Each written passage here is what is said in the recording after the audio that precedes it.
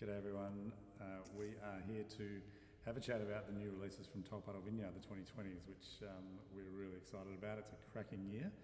And we want to start just with a touch of history about the property and how it came to be called Tolpuddle and how we came to have it and work with it. Yeah, thanks David. It is nice to release these wines. We are excited. There's not much of them, but certainly if you've known them in the past, you're going to want to get a couple of these in your cellar. The Tolpuddle name is really an interesting story. It's around an agricultural union was formed in the UK, and that was deemed to be unacceptable. So those guys were sent to Tasmania for their sins and as convicts, and the leader of that union ended up on the farm, which is now where the Tolpuddle Vineyard is. His name was George Lovelace. He landed on a farm called Poverty Farm, which is a bit of a nod to the poorness of the soil there. And since that time, we got to 1988, and a vineyard was planted, and the name Tolpuddle was given to that site.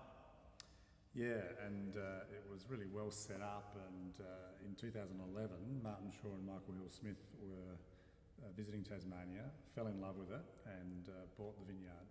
And it had a reputation at that point already for being a terrific site and had won this inaugural Tasmanian Vineyard of the Year award.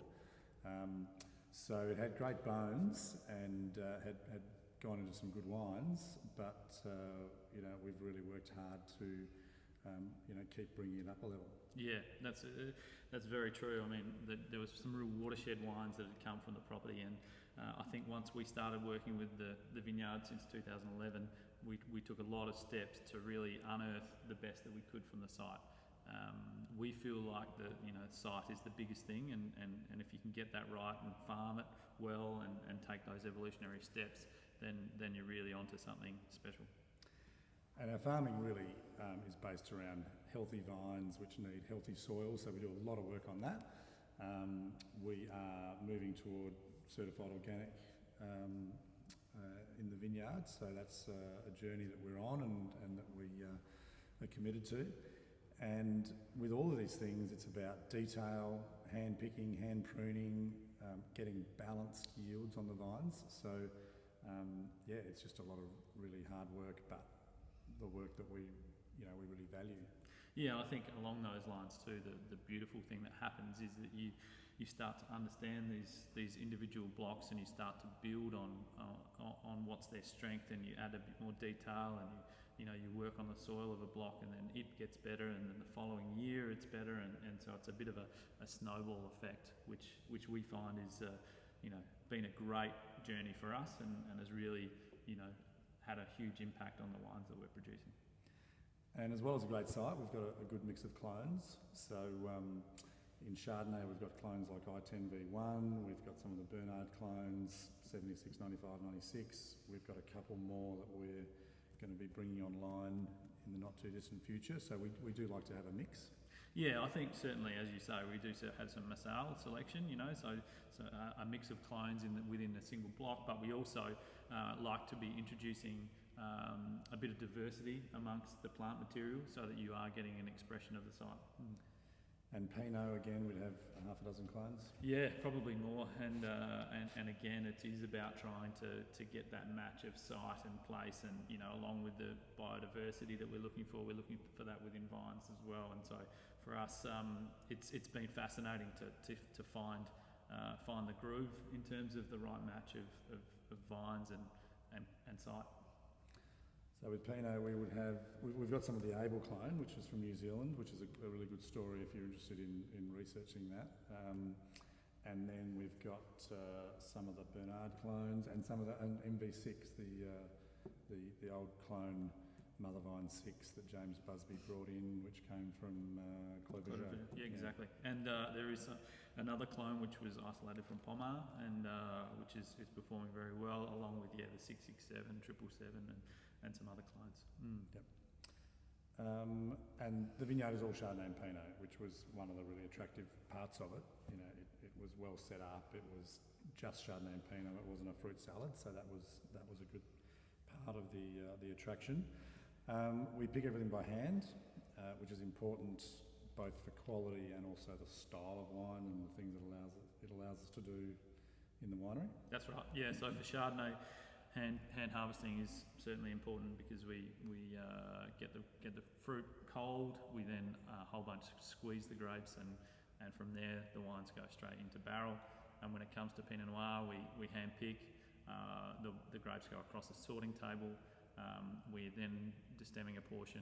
We're using a portion of whole bunches, which we think is really important to the Tolpuddle style, and also some blocks and really work better in some years. And so that personal detail again there is important, and you can only do that if you hand pick. And ferments, obviously, with Chardonnay, it's happening in barrel and happening naturally, and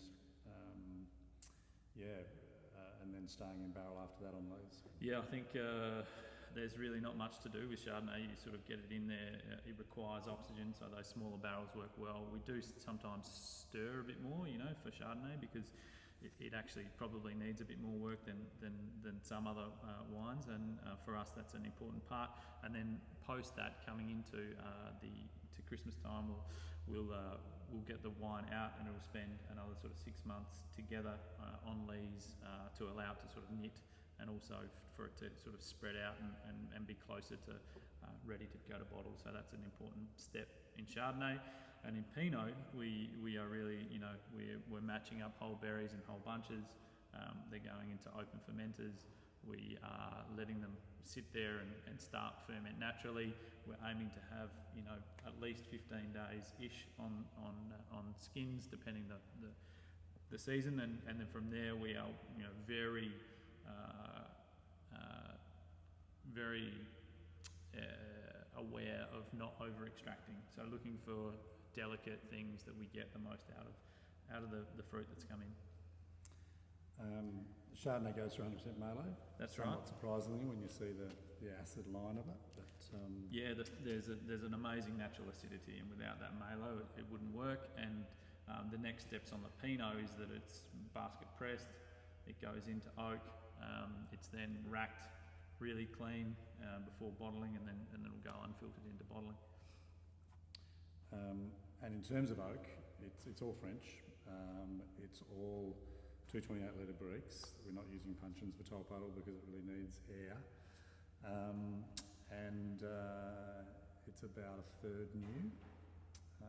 And then it's spending 9 or 10 months in barrel. That's right. Mm. And then the Chardonnay gets some time in stainless on lees just to kind of knit together and integrate and have that anaerobic environment on lees for a few months before bottling. Yeah, it's something that we sort of stumbled onto early, and it's in the years where the acidity is so pronounced and the wines are unevolved, and that extra step just allows things to kind of naturally evolve a bit more before they go into bottle. Feels like the right fit for the right season, and 2020 was certainly one of those years. Yeah, and these two releases, I mean, they are really special and classic Tolpuddle character. You've got this lean line and length of acidity with the Chardonnay. Some of the florals and restraint, and it's just a really lovely thing to be able to get out there, but also seeing that a wine that can age, for decades.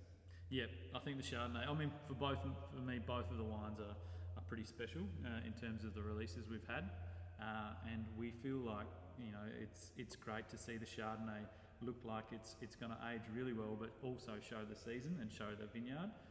And I think for me the Pinot right now is probably, it's in a better place to look at, but I still think it has so much intensity and so much structure that it's going to age pretty well too. Mm. Yeah, the perfume is so, jumping out of the glass with the Pinot that it almost makes you forget the structure on the back palate, but it is really there. So it's a pretty cool wine to be able to release, and really reflects Tolpuddle Vineyard. Absolutely.